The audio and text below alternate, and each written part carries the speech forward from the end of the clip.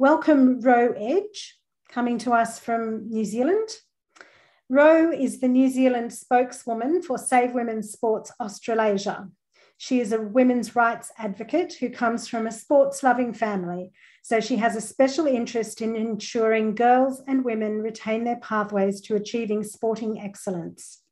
Ro's daughter studied under a university sporting scholarship in the USA, and her niece represented New Zealand at the Tokyo Olympic Games, so she has a passion for ensuring fairness and safety for women in sport. Can you introduce yourself to us again, please, and give us some details of your involvement in advocating for women's sex-based rights? Surely can. I don't have an amazing CV, especially a sporting one like Linda, but I do have some protege that are very good at sports, and my niece especially, who attended the Olympics. I've got a real passion for, just ensuring fair and safe sport and opportunities for females in sport. So I became involved with Save Women's Sport through Speak Up for Women, which is a women's group here in New Zealand, in 2019, when they were first fighting the BDMRR bill here, which was for sex self-identification. So I sort of heard Annie on the radio one day and fell down this rabbit hole and ended up going to one of their events in Auckland and met them all and ended up being invited to be part of their leadership group. And we decided that sports was a really great way of connecting with everyday New Zealanders, because sometimes, the whole women's rights thing, people just glaze over and they see the old bra-burning feminists, that it's just the thing that comes into their head, which is so frustrating. But the sports gave us a real opportunity to connect with Kiwis. And I guess especially when Hubbard was selected, it just really triggered a whole lot of people. So we decided to set Save Women's Sport up as a completely separate entity, following what Beth Stelzer has done over in the US, which has just been amazing. So we set it up as a completely different organisation. My daughter was actually on a US college scholarship at the time as well. So the whole Title IX and just what Biden has done over there is just, it's just gut-wrenching, really, isn't it? How long that women and girls had to fight to get those opportunities, and how amazing it is when you do get them. It's such an incredible experience, and to have that undermined has just been so gutting. So it was actually through Senator Claire Chandler. I watched her do this speech one day in Parliament, and I was like, wow, over in Australia, she's a legend. So I messaged her on Facebook thinking she'll probably never get back in touch, but she did. And we kind of developed a bit of a relationship, and it was through Claire that I was introduced to Catherine.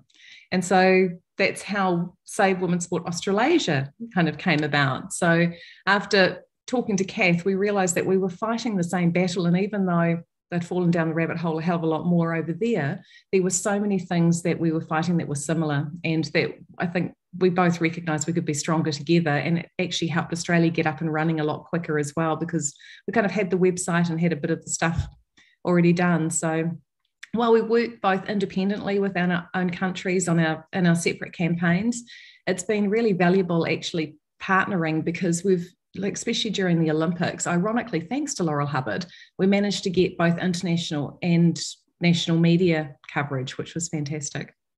What made you first realise transgenderism is a threat to women's rights? I remember, I think it was early in 2018, we had a number 2 world downhill mountain biker called Shania Rawson, and there was an article in the paper about how a guy had competed as a male right up until the end of 2017.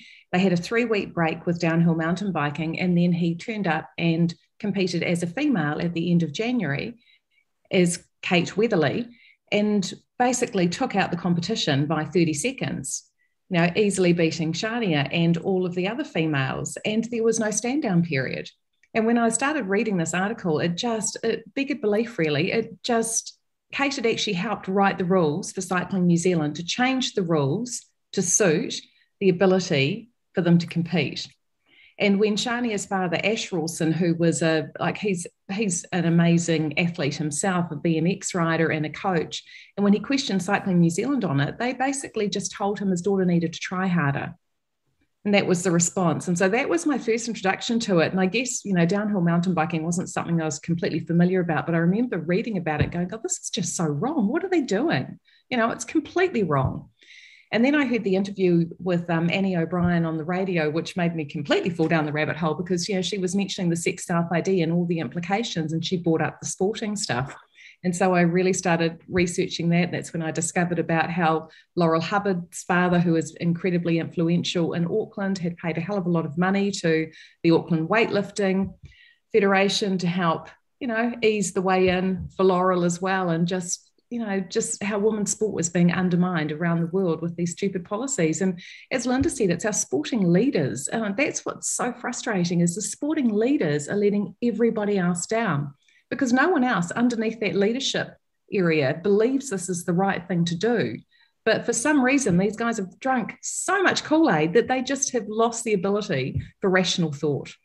Would you like to tell us a bit more about your area of focus and how you're resisting, and where's that taken you? Yeah, sure. So as well as supporting Linda with what she's doing, and I just going back to your top and bottom, I actually think if we squeeze at the top and push at the bottom, we will impact those sporting leaders that, at the national level that are making the bad decisions, because it won't be palatable anymore to anyone. So hopefully there won't need to be too much pressure put on them. But yeah, so we're focusing really on the grassroots level. So what happened in New Zealand is when World Rugby brought out their amazing guidelines, and the process, etc., that they went through, the New Zealand Rugby Union received it and they decided in their infinite wisdom to reject them. And by rejecting them, they then had to decide, to determine what their own guidelines were going to be. So they went to our national sporting organisation, Sport New Zealand, and said, look, we need some funding to create our own guidelines. And one of the big reasons that they actually rejected them is because the TRAs internationally just had a coordinated campaign, just hammering basically all of the rugby unions around the world. So you had to be a pretty brave rugby union to ignore all of that, whereas we were really nice when we approached them. We tried to have a reasonable conversation thinking that that was the right way to go. But so they rejected them. They went to Sport New Zealand and said, we need funding. Sport New Zealand said, look, if we're going to fund this for you, we would like to at the same time develop guiding principles for all sporting organisations in New Zealand.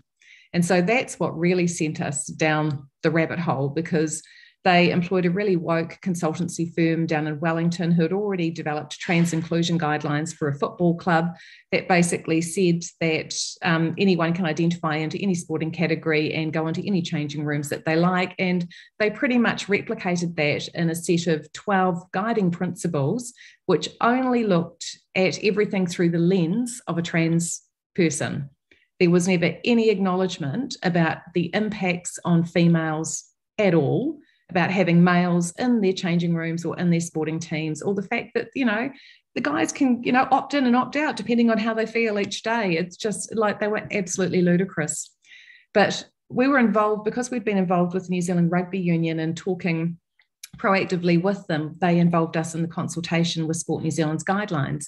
And when they brought out their draft for consultation, they didn't put on it that they were confidential. So we decided we needed to get this out to as many sporting organisations in New Zealand as possible, but grassroots level. We needed to trigger people to say, this is what you're going to have to deal with, because it's not the sporting leaders that have to deal with if a bloke walks into a woman's changing room, how does the volunteer deal with it at a club level? Or if a boy is winning against girls in a girls running race and the parents on the sideline start going, this is really unfair, which is what's naturally going to happen. It's not the sporting leaders that are going to deal with that. It's going to be the grassroots organisations, which are all volunteers. I used to run one in New Zealand. It's completely manned by volunteers, and they're going to be the ones that are going to have to deal with this. And so we decided to target them, and Sport New Zealand got such a backlash. It even went up to our Minister for Sport, who said, hey, you've got to deal with it. And then we managed to get a whole lot of New Zealand athletes. I think ended up being over 70 ex-Olympians and elite New Zealand athletes who signed an open letter to our Minister for Sport saying that they needed to extend the guidelines, because all of this consultancy firm we're consulting with were mainly rainbow organisations, academics, already captured sporting organisations. Like in Australia, they consulted with all the sports that had changed their rules with zero public consultation at all. Very few sports organisations and nothing at grassroots level in New Zealand. And so they were just talking within their own little echo chamber. And there was really only us and Professor Alison Heather from Otago University, I think, who gave them anything that conflicted with what they wanted to put out. And they just ignored all of us completely. So we kind of front-footed and got it out in the media, much to their disgust. They were they were appalled at our behaviour for making it public, but it worked in our favour. And what's been really interesting is we forced them into another round of consultation. They're not opening it up much, but we did manage to get a couple of other athletes, New Zealand ex-Olympians, to provide feedback on it, but it's all gone quiet. They haven't done their second round of consultation. The New Zealand Rugby Union, who were due to run their consultation with their members, and it was hilarious, they sent out the invitations, but they weren't announcing the location until the very last moment, and it was really, really limited with who they were consulting with as well. It's just secret squirrels. We can't let this get out. They've gone quiet too. Nothing. It's like birds chirping. But my concern is that the government are pushing through the sex self-ID legislation. It'll probably go through within the next month, I would say. So the sporting organisations will probably then just fall back and go, well, we have to do that because that's the law now. So we are focusing, we've got a big campaign that we're going to be putting out to all of the grassroots. We're just going to hammer the grassroots and try to get an upswell from there, basically, and for them to push back at the regional and national organisations to say this isn't on. It's the best we can do at the moment. Could you tell us a little about the opposition you faced and how this is impacting you? Yeah, just like going back to what Linda said, like, you know, when the New Zealand Rugby Union got World Rugby's guidelines, we said to them, how are you going to consult with the female rugby players? Because you have to be really, really mindful about all the pressure that's going to be on them. It needs to be in a confidential manner where they feel free to give feedback without worry about reprisals. Anyway, they apparently did ask, and the female rugby players, the Black Ferns, you know, our elite women rugby players, said that they wanted them to accept them. And the NZRU said to them, do you understand all the research? And they said, oh, well, we probably don't because we haven't read it all. And so that was the justification they used for ignoring it. But anyway, so we did highlight that as well. So I guess for me, apart from being called a transphobe and a TERF, you know, and that I'm responsible for the potential death of trans people by saying that males shouldn't play female sport, the most frustrating part has been being ignored by the media. You know, we have a really big issue here and the media are too scared to broach it. I remember talking to one male journalist who read this press release I sent out, and he rang me and he said, look, I just want you to know I support you, but I'm not going to touch this. I went, why not? And he said, because I will get so much kickback, I just can't deal with the crap. And even the one journalist, that when we had the letter signed by over 70 athletes and we managed to get an exclusive, it was the second story on 3 News on a Sunday night, which is probably one of our biggest news channels. There's only 1 News and 3 News. The journalist that ran that, Karen Rutherford, she was incredibly brave for doing it, but I think she was also a little bit naive because for about 48 hours after that, every 2 to 3 minutes, she got an abusive email consistently all the way through. And so now she's too scared to touch it again. She hasn't said that she won't, but it was just, she just could not believe it. She has never experienced anything like it. And this is their strategy. They just basically, you know, keep boxing you down until you're too scared to have a say. And that's just been the most frustrating thing. But, you know, it was really only thanks to having amazing athletes who signed our letter that we managed to get in the media in the first place, because you can't ignore the likes of David Gerard and Alison Rowe and Lorraine Moller and so many other incredible athletes. It's just impossible for the media to ignore them. But yeah, we had one media outlet, this one journalist who used to ring me regularly, and she used to try to act like she was my best buddy and get me on side. And I'd always talk to her, but I never trusted her. And then one night she did a hit piece on us. She rang me at 4:00 in the afternoon, and it was something about us using unauthorized photos on our website. And like, seriously, it was so pathetic. And I'm like, she said, can you provide me with confirmation of these photos within the next 15 minutes? So we no, actually, I'm working, Zoe. I actually have a life. I'm a volunteer in this organization, but I'll ring my website company and I'll get back to you once I know. She published the hit piece anyway, and I ended up being online with her sports editor and head editor most of the night. The article was changed, I think, 3 times until it really became a story promoting us, which was quite good. So it went from hit piece to promotion, and she has tried to ring me and email me since then, and I just refused to take her calls. And I've told her sports editor I'm never dealing with her ever again because it was so unprofessional. But Yeah, it's always a bit of fun and games, isn't it? But the media has been the most disappointing part of this. And, we saw all the way through the Olympics, whenever Hubbard was mentioned in an article and they posted that article to social media, they turned off the comments pretty much straight away because they knew the public would say stuff they didn't want to have promoted because it didn't fit the political rhetoric. And our government is just our media now is essentially the government propaganda machine when it comes to all of this stuff. So frustrating. Some final words from you. What are the next steps for you and your organisation? And do you have any suggestions for the Human Rights Campaign and for attendees?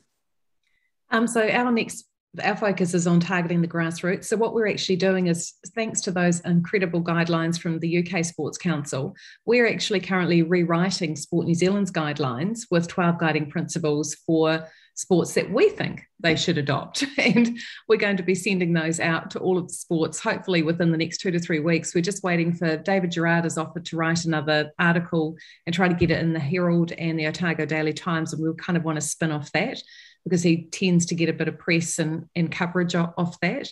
But yeah, it's really, for us now, it's about preempting the next stage of Sport New Zealand's consultation because I can't see them changing.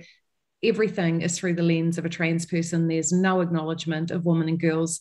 To see them try to flip that now, I don't honestly know where they're going to go with it. And likewise with the NZRU. So we're just going to keep applying that pressure by sending out these new guidelines and putting the pressure, challenging all of our grassroots sports organisations to be the ones to make sure they protect women and girls in sports because it's where it all starts. It's the funnel up to elite level. And if we don't get it right at the grassroots level, then we lose right at the beginning. So that's really our big focus. And then obviously to support Linda, and I can say that book is well worth a read, Linda. It's applicable. It doesn't matter where you are in the world. It's the same stuff happening everywhere. And plus it's got everything that, just the information about what happened with the Olympics and how that all changed. It's a really, really good read.